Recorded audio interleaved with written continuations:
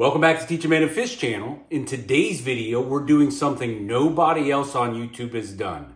Venison pierogies. Let's go ahead and get started.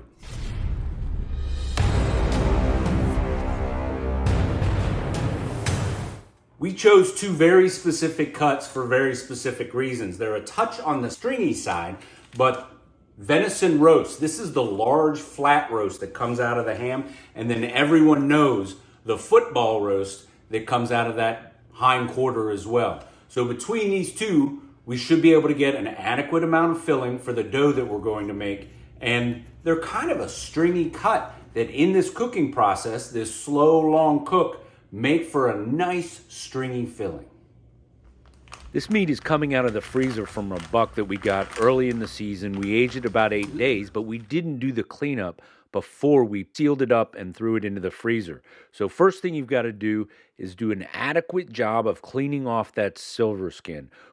We've done other videos on removing silver skin, so you can check those out, but just know in your cleanup, you're removing any bits or pieces that don't seem appetizing, and you can really get this down to a solid, clean piece of meat that's ready for the next step. We're going to entirely change the flavor of this meat, not just going straight into the pressure cook for the long 2-hour process, but we're going to sear the outside first. The browning of that meat will entirely change the flavor and add a complexity and a depth to the overall filling that is really, really worth it. We're going to go out to the grill and use the side burner outside because I want that cast iron searing hot, because that's all we're doing is just searing the outside. It's going to generate a lot of smoke, so I want to do it outside instead of filling the house up with smoke in here. So let's head on out to the outside cook station. Cast iron is really the perfect way to do a sear with any meat. Just look at that non-stick. You're going to sear all sides, and that way of cooking it gives it a unique flavor, unique sear with the retention that the heat has. You may be asking yourself, what oil do we use? We chose grapeseed oil to use for this sear. It's a very high smoke point, very tolerant of the heat.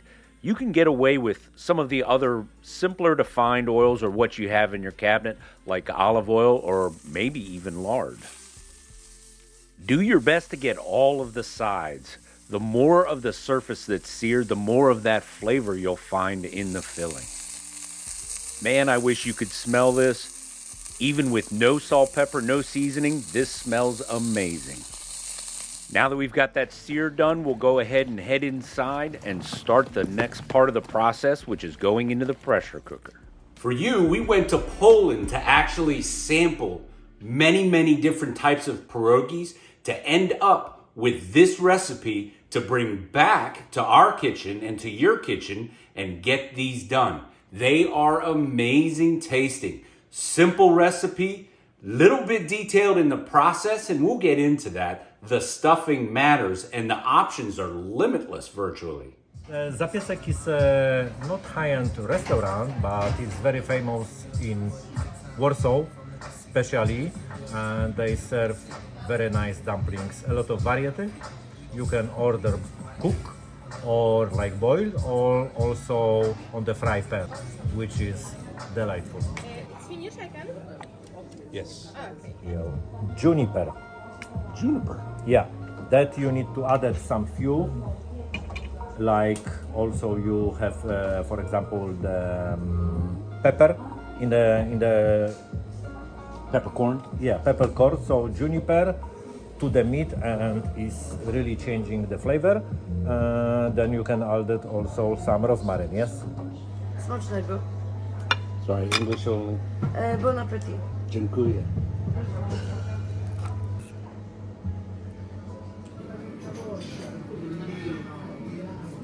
Especially You said fresh one. marjoram too. Yeah. Marjoram is to sausages mostly. We make also the chicken, the ducks with the marjoram. Yes, not margarine, marjoram. Yeah. Yeah. Do you do much hunting here? Hunting, yes, we do, but you know, in this part right now, our countries, ecologic. They don't want it like too many because they want to save the population. But of course we do because you need to kill if they are sick, if they are older. You need to regulate managing the population. Yeah. But sometimes they was like saying, oh, we cannot do this, and we have a lot of wild pig. They coming so tasty. to the town. Yeah. Yeah. They coming to the town and they destroying the grass. They wanted, Yeah, dig everything up. Yeah. But so tasty. Yeah, I know. I know. Out of all the pierogis that we sampled over in Poland, the ones that we liked the best were on the lighter side, maybe a little bit less doughy and closer to like a wonton thickness. So light, delicate is what you should be aiming for if you don't want those pierogis that kind of sit heavy in your belly. Maybe that's what you enjoy, but for me, lighter is better. For this recipe, it's a simple few ingredients because we don't want to overpower that venison flavor. That's part of what we're after in using that meat. We'll be adding in our meat, onions, salt, pepper, and just a little bit of garlic. And that better than bouillon adds a lot of depth to the flavor. We'll be putting links down below in the description where you can get some of the tools and equipment that we use as well as some of the ingredients. While that's pressure cooking, we're going to go ahead and get the dough. You can do all you need to do with the dough during that time frame. You hear it over and over and over again that this dough is one of the simplest to make. We're going to be making two versions, one a gluten-free and one a bread flour.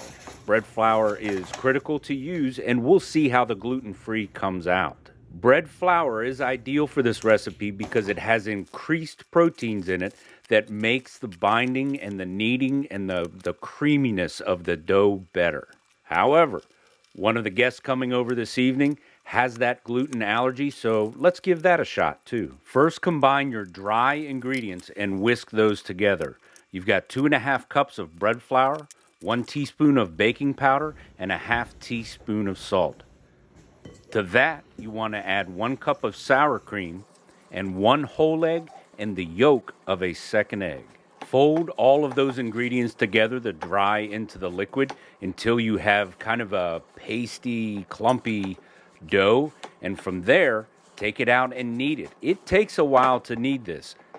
Some recipes say as far as 20 minutes. We won't focus a whole lot on the gluten-free dough, but it's kind of an offshoot to this video. But just know you'll see at the end, we'll show you how that comes out. It behaves differently, does not require as much kneading, but it is certainly an option for those who wish to have a gluten-free variety. Once you have the dough all kneaded, you want to wrap it in cellophane and put it into the fridge to rest. That gives the flour the time to rehydrate, and it makes for a much more stable, creamy dough. After 2 hours, the meat is cooked. We went ahead and relieved the pressure from the pressure cooker. And just before you start to work your dough, get a large pot of water boiling. It needs to be a large pot because when you add those dumplings in, there's a lot of thermal load that gets taken up by those cold dumplings, and you want a lot of heat in that pot. Be careful how much flour you put on the deck because you want the dough to be a little bit sticky when you're closing the seam, and flour will prevent that from happening. We also use these wood staves because they're kind of a cheat to help you achieve that 1/8 inch thickness that you need for those thin pierogis. Next, you're going to roll that dough out into proper thickness and cut about a 3-inch circle. Initially, we used a rocks glass to try and do the cutouts, but it wasn't quite big enough around. We had to do a lot of stretching with the pierogis in order to get them to seal up. So we switched to a larger diameter to get closer to that 3 inches. Next, grab that meat out of the pressure cooker and cut it into about 1.5 inch strips and kind of mush it around until it turns into little stringy bits. Pour just a little bit of juice that collected in the bottom. There's a lot of flavor in that. Also, drain out the solids from that juice and throw that into the meat. A lot of flavor in there too. You're making little dicey, stringy bits out of that meat. And finally, making the pierogies is relatively simple. You're kind of making like a taco, stuffing the meat into the center, and then squeezing the ends until they seal. There's a possibility you could do more fancy one with maybe some curls in there, but we go ahead and just do simple, pinch them together. And if by the time you get to the end, that outer rim is a little bit dry, you can just wet your finger, rub it around the outer perimeter, and it will seal up fine.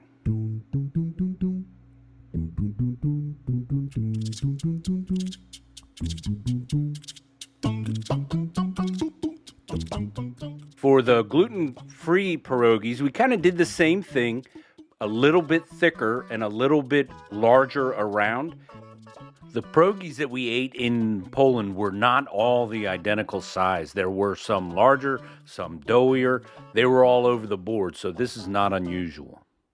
The garnish that I found that I liked the best was pretty simple. Just butter and onions, sauteed till golden in color, not too far gone, but that gets sprinkled across the pierogies, and it's a nice little gentle addition to the flavor profile of the pierogies.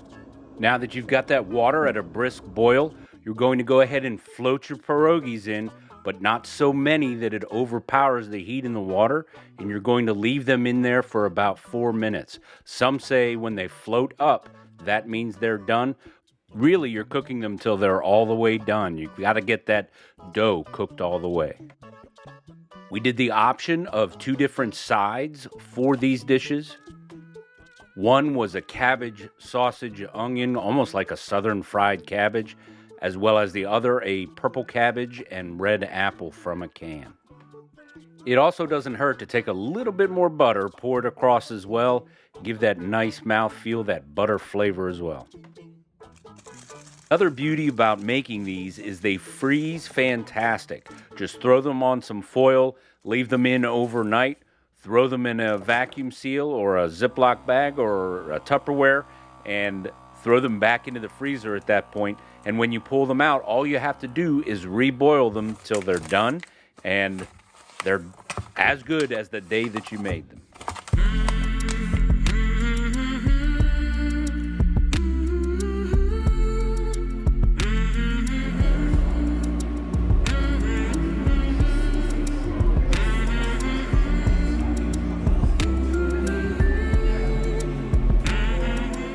I had a chance to partake of pig ears while I was there.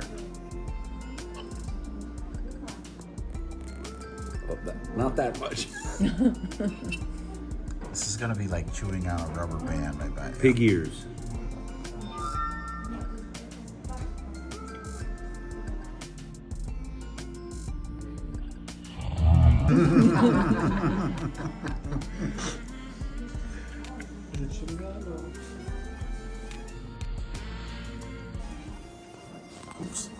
Not a lot of flavor. I don't understand why my dog likes it. So YouTube says that this video is perfect for your viewing habits. This is my latest upload, and over here is a playlist you might just enjoy. I hope you liked it. If you did, please click like, subscribe, share, and come on back for more.